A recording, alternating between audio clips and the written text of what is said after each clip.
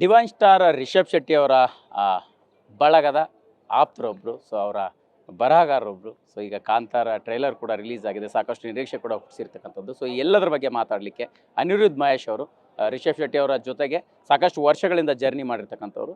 So ಅವರ experience ಹೇಗಿತ್ತು ಏನು ಅನ್ನೋದನ್ನು ಕೇಳೋಣ. ಸರ್, ಈಗ ಸಹಜವಾಗಿ ರಿಷಬ್ ಅವರ ಜೊತೆಗಿನ ಒಡನಾಟ ನಿಮಗೆ ಯಾವಾಗಿಂದ ಶುರು ಆಯಿತು?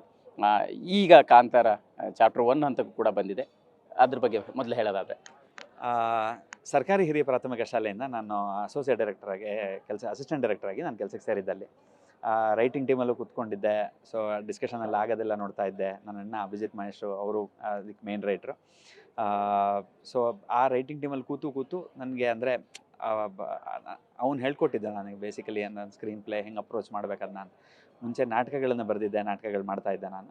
ಅದೇ ಟೈಮಲ್ಲಿ ಒಂದು ಮಕ್ಕಳ ನಾಟಕನ ಮಾಡ್ತಾಯಿದ್ದೆ. ಸೊ ಹಾಗೆ ಈ ಸಿನಿಮಾಗೆ ಬಂದು ಜಾಯ್ನ್ ಆಗಿ ಇವ್ರ ಜೊತೆ ಜರ್ನಿ ಸ್ಟಾರ್ಟ್ ಆಗಿದ್ದು ನನಗೆ. ಎಸ್, ಈಗ ಪರ್ಟಿಕ್ಯುಲರ್ ಆಗಿ ರಿಷಬ್ ಅವ್ರಿಗೂ ಕೂಡ ನಿಮ್ಮ ಆರಂಭದ ದಿನಗಳಿಂದ ಅಂದರೆ ಅವರು ಇನ್ನು ಸರ್ಕಾರಿ ಹಿರಿಯ ಪ್ರಾಥಮಿಕ ಶಾಲೆ, ಸೊ ಹೀರೋ ಆ ಟೈಮಿಂದ ಅವ್ರನ್ನ ನೋಡ್ತಾ ಇದ್ರಿ. ಅವರ ಕನಸುಗಳು ಮತ್ತು ಕನವರಿಕೆಗಳು ಹೆಂಗಿತ್ತು, ಹೆಂಗೆ ಚೇಂಜ್ ಆಯಿತು ಕಾಂತಾರ ಹಂತಕ್ಕೆ ಬರೋವರೆಗೆ ಅನ್ನೋವಂಥದ್ದು ನೀವು ಆ ತಂಡದ ಬರಹಗಾರರಾಗಿ ನೋಡ್ದಂಗೆ ಸರ್? ಕಥೆ ಹೇಳೋ ವಿಷಯದಲ್ಲಿ ಅವ್ರ ಅಪ್ರೋಚ್ ನನ್ನ ಪ್ರಕಾರ ಚೇಂಜ್ ಆಗಿದೆ ಅಂತ ಅನ್ಸಲ್ಲ ಸರ್. ಅವ್ರದ್ದು ಏನು ಅಪ್ರೋಚಲ್ಲಿ ಒಂದು ಕಥೆನ ಅವ್ರು ಹೇಳಬೇಕು ಅಂತ ಹೊರಡ್ತಾರೋ ಆ ಅಪ್ರೋಚ್ ಹಾಗೆ ಇದೆ. ಅಂದರೆ ಹೋಗ್ತಾ ಕಾಂತಾರ ಆಯಿತು, ಕಾಂತಾರ ತುಂಬ ದೊಡ್ಡ ಮಟ್ಟಕ್ಕೆ ಜನ ತೊಗೊಂಡೋದ್ರು. ಅದನ್ನ ಬೆಳೀತಾ ಸುಮಾರಷ್ಟು ಹೊಸ ವಿಷಯಗಳನ್ನು ನಾವು ಕಲ್ತ್ಕೊತಾ ಹೋದ್ವಿ. ಅದು ಬಿಟ್ಟರೆ ಅಂದರೆ as a person, as a ಡೈರೆಕ್ಟ್ರು ಅವ್ರದ್ದು ಅಪ್ರೋಚ್ ಅದೇನು ಸಾಲಿಡ್ ಆಗಿತ್ತೋ ಇವತ್ತಿಗೂ ಅದೇ ಸ್ಟ್ರೆಂತಲ್ಲಿದೆ ಸರ್. ಎಸ್, ಈಗ ಕಾಂತಾರ 1ನಲ್ಲಿ ನಿಮಗೆ ಅವತ್ತು ಇದ್ದಂಥ ನಿರೀಕ್ಷೆಗಳು ಅಂದರೆ ನಾವು ತುಂಬ ಸಾರಿ ಕೇಳಿದ್ದೀವಿ, ಒಂದು ಸ್ಮಾಲ್ ಬಜೆಟ್ನ ಸಿನಿಮಾ ಮಾಡಿದ್ವಿ, ಒಂದಿಷ್ಟು ಭಾಗದ ಜನರಿಗೆ ಇದು ಇಷ್ಟ ಆಗ್ಬೋದು ಅನ್ನೋಂಥ ಯೋಚನೆಗಳಿತ್ತು ಆರಂಭದಲ್ಲಿ. ಆ ಸಿನಿಮಾ ಪ್ಯಾನ್ ಇಂಡಿಯಾ ಮಾಡಿದ್ದಲ್ಲ, ಆಗಿದ್ದು ಅನ್ನುವಂಥದ್ದು. ಅದು ನಿಮಗೆ ಆ ತಂಡದಲ್ಲಿ ಆರಂಭದ ದಿನಗಳಲ್ಲಿ ಮತ್ತು ರಿಲೀಸ್ ಆದಾಗ ಅದರ ನಂತರದ ಬೆಳವಣಿಗೆಗಳನ್ನ ಹೆಂಗೆ ಗಮನಿಸ್ತು ತಂಡ ಅಂತ? ಅದೇ ನೀವು ಹೇಳ್ದಂಗೆ ಸರ್, ಪ್ಯಾನ್ ಇಂಡಿಯಾ ಸಿನಿಮಾ ಮಾಡೋಕ್ಕೆ ಹೋಗಿದ್ದಲ್ಲ, ಅದು ಆಗಿದ್ದದು.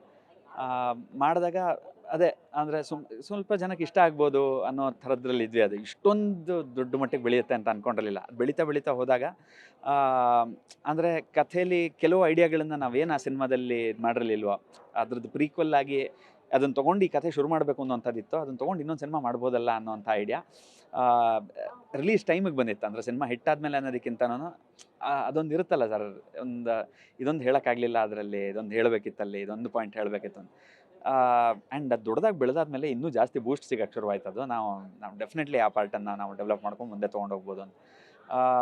As film makers, as writers ತುಂಬ ವಿಷಯಗಳು ಕಲಿಯೋದಕ್ಕೆ ಸಿಕ್ತು. ಯಾಕಂದರೆ ಒಂದು ಸ್ಮಾಲ್ ಬಜೆಟ್ ಸಿನಿಮಾ ಮಾಡೋದಕ್ಕೂ, ದೊಡ್ಡ ಬಜೆಟ್ ಸಿನಿಮಾ ಮಾಡೋದಕ್ಕೂ, ಆ ಸಿನಿಮಾ ಪ್ರಾಸೆಸಲ್ಲಿ ಇನ್ವಾಲ್ವ್ ಆಗಿರುವಂಥ ಹಲವಾರು ಟೆಕ್ನಿಕ್ಯಾಲಿಟೀಸು